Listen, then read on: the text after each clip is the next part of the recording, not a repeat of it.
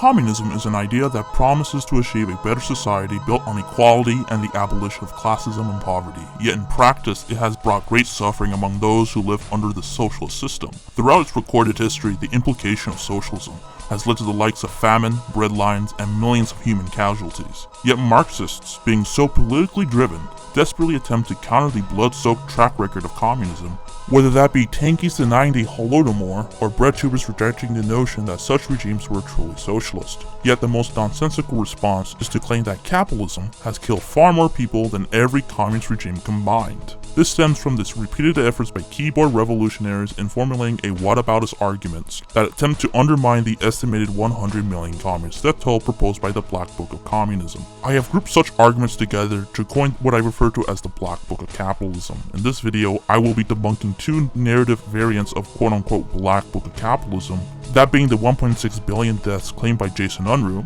and the 15 to 20 million annual deaths asserted by the likes of Bad Mouse Production and Vicky 1999.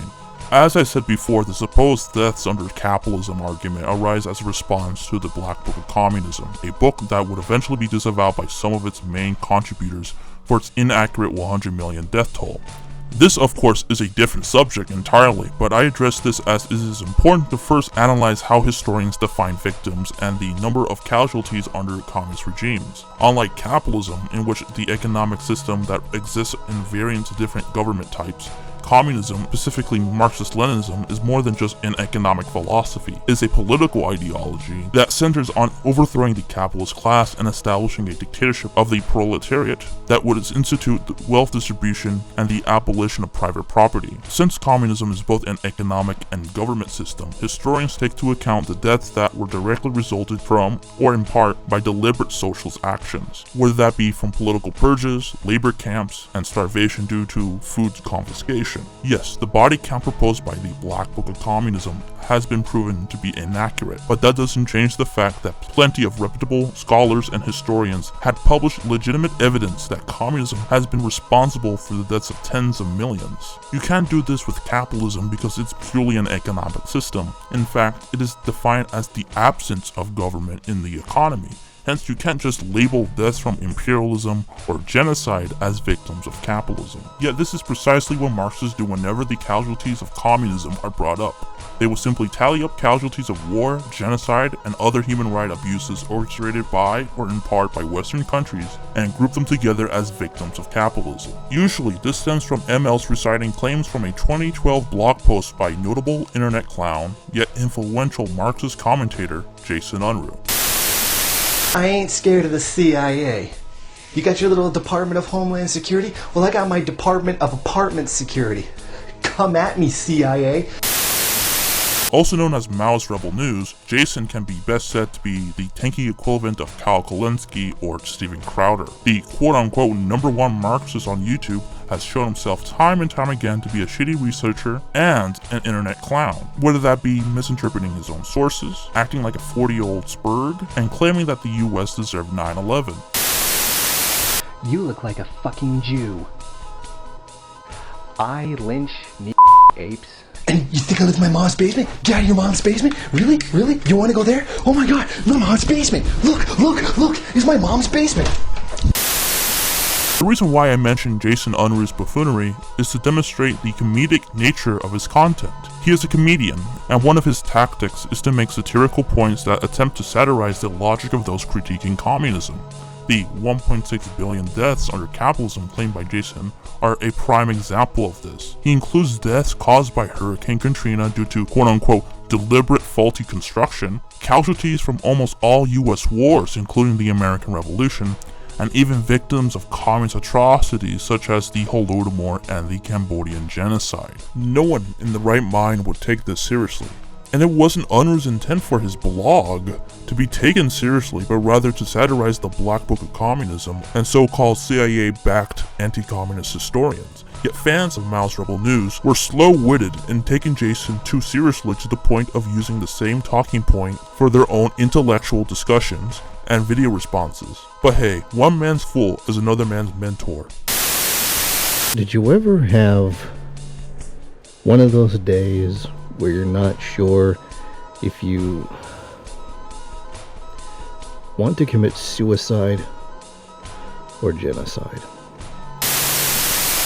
For the sake of not being accused of passively dismissing claims as jokes by keyboard revolutionaries in the comments section, I'll critique Jason's list of supposed victims of capitalism. For starters, a good portion of these casualties estimates are inaccurate, so much so that it would be a complete waste of time going through every single inaccurate body count. Though this is coming from someone with access to up-to-date sources critiquing a 2012 blog post that was written by a left-tube imbecile with a track record of bad research. Then there are those that don't make any sense. He listed deaths from the Philippine-American War while also listing casualties from the American invasion of the Philippines.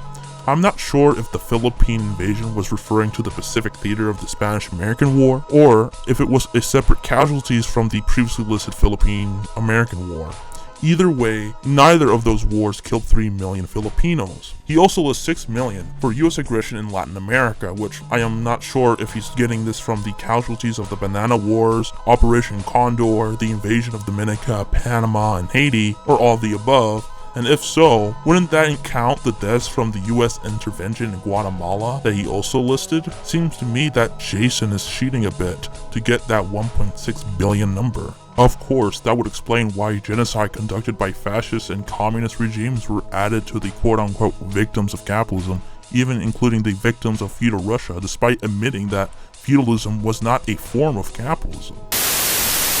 A recent video made by Esoteric Entity makes quite incompetent criticisms of Marx and historical materialism. Suffice to say, it's clear that he has absolutely no idea what he's talking about. He actually claims that Marxists say capitalism and feudalism are the same thing. In his dreadful video, he claims that since we see capitalism as evolving out of feudalism, that we claim they're the same thing, which we most certainly do not. Speaking of genocide, the Holocaust and other genocides listed weren't caused by the free market. Such genocides came to be from periods of ethnic tensions, xenophobia, and racism that would make its way into state policies of ethnic cleansing and mass killing. Should I mention Jason brought up the US-run German death camps, a whataboutism conspiracy theory made up by neo-Nazis and Holocaust deniers? If this doesn't prove the satirical intent of his article, then the fact that Jason included smoking-related deaths should. I mean, I shouldn't have to remind Marxists that smoking was a common thing in communist countries. Even their dictatorial icons enjoy the taste of tobacco. Comrades, smoke Bruchkins. Bruchkins are not merely the coolest, the finest, and the best cigarettes in Russia. They are the only cigarettes.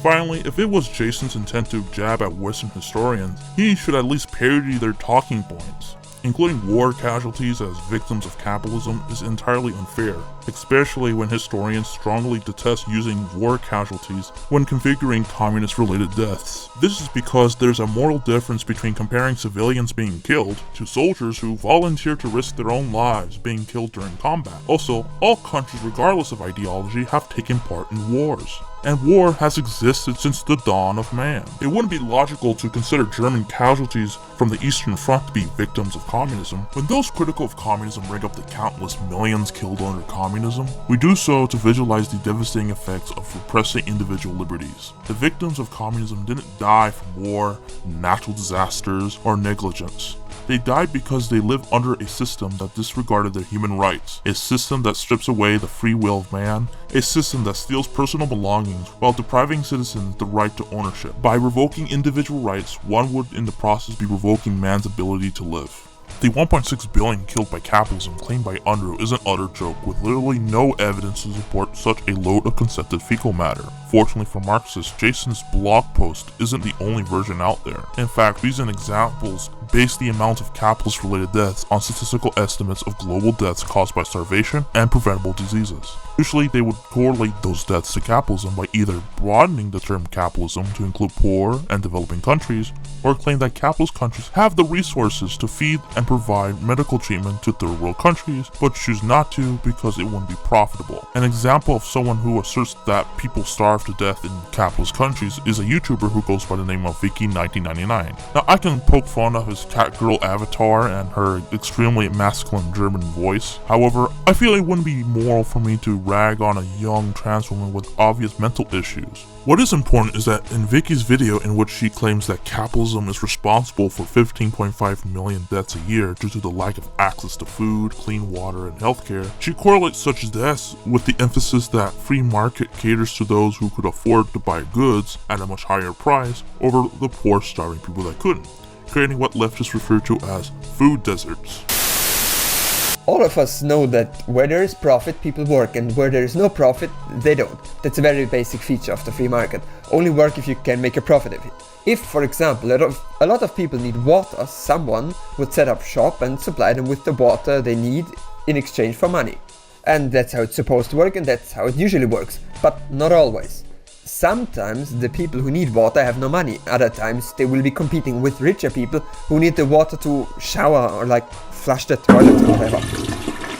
And since the person distributing the water will follow the law of the free market, he will sell the water to the rich people who offer more money. This will lead to the people who need it having no water and the people who need it to flush the toilets having the water. Of course, ideally someone else will set up shop and give water to those without, but in reality that doesn't always happen, which is due to the fact that it's more profitable to take a fraction of the profit in a rich area than to completely supply a poor area. So if someone dies because the one who own and distribute the water have no incentive, or an incentive that is too small, that would then be a death that can legitimately be blamed on the free market and therefore capitalism. It doesn't take a big brain to realize the inherent flaws of her example. Capitalism inherently caters towards the poor, since competition ensures the cost of goods is reasonably priced for any kind of consumer. McDonald's, 7-Eleven, Aldi, and Dollar General are some of the many corporations that cater themselves on selling goods at extremely low prices. To give credit though, Vicky does acknowledge that certain stores or companies provide food for the poor, but claim that most of the time companies incentivize rich areas rather than poor areas. Which my response would be that he clearly hasn't been to the ghetto, and probably gets his idea of American living standards from North Korean propaganda.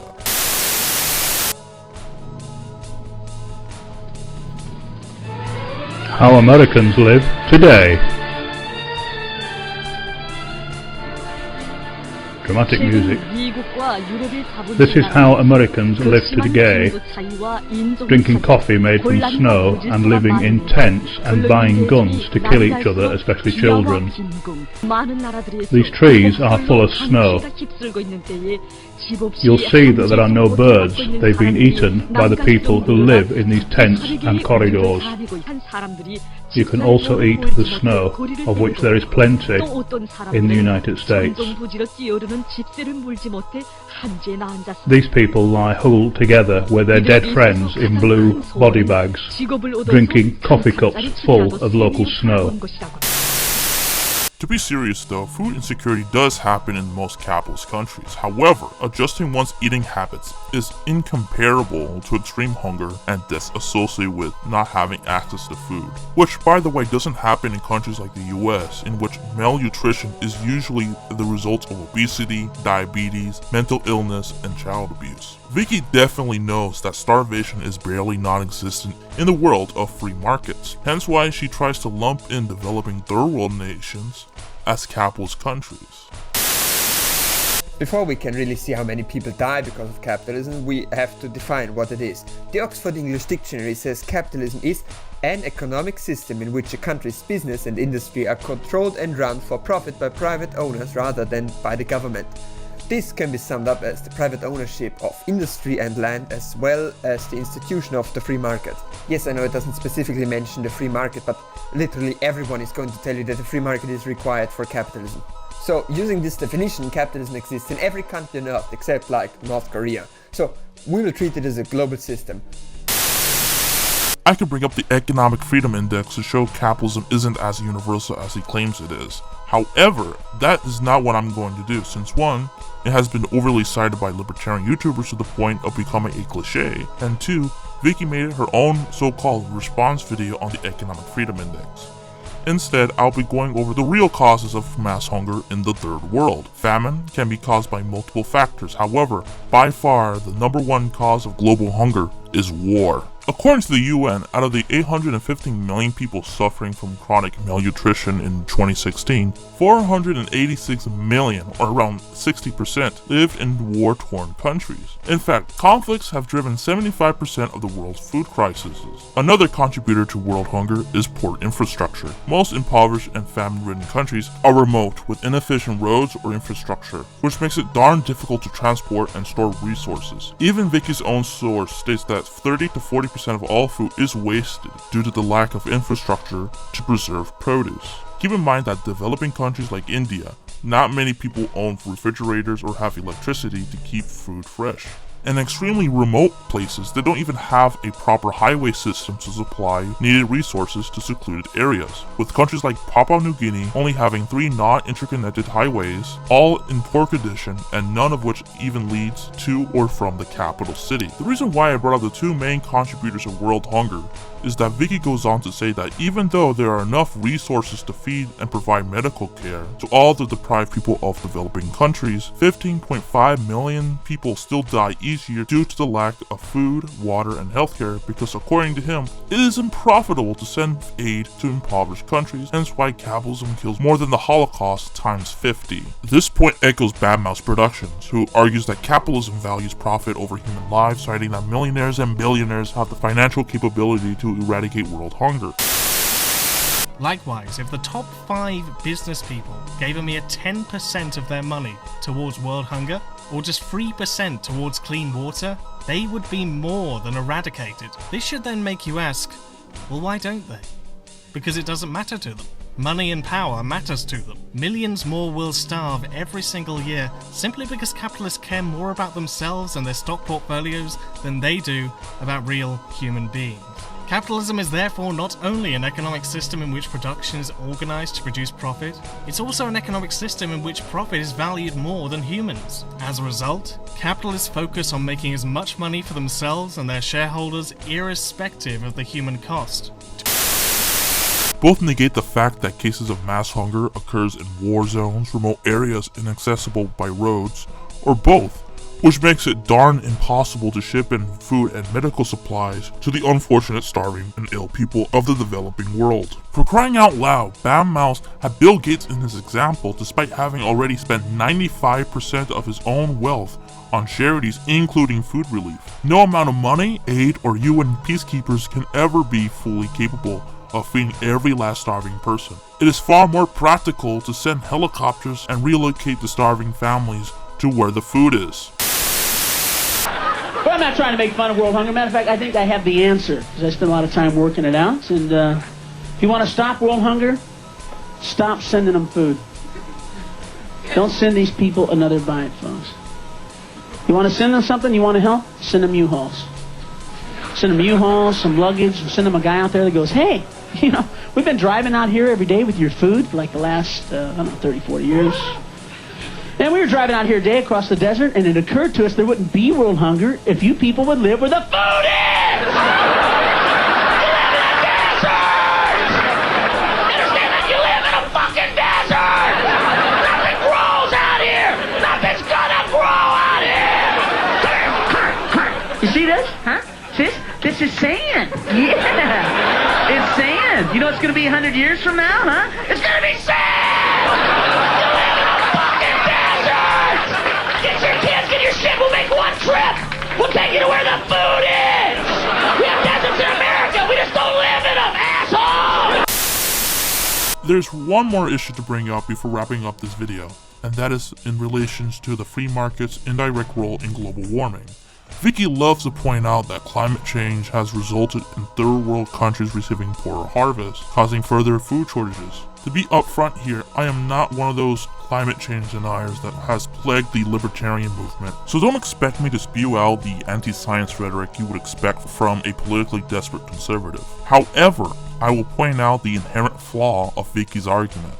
Carbon pollution is a consequence of living in an industrial and advanced society. Capitalist countries do play a role in global warming, however, that doesn't mean that the free market is the source of our environmental problems, especially when socialist states also have a track record of not being the most environmentally conscious.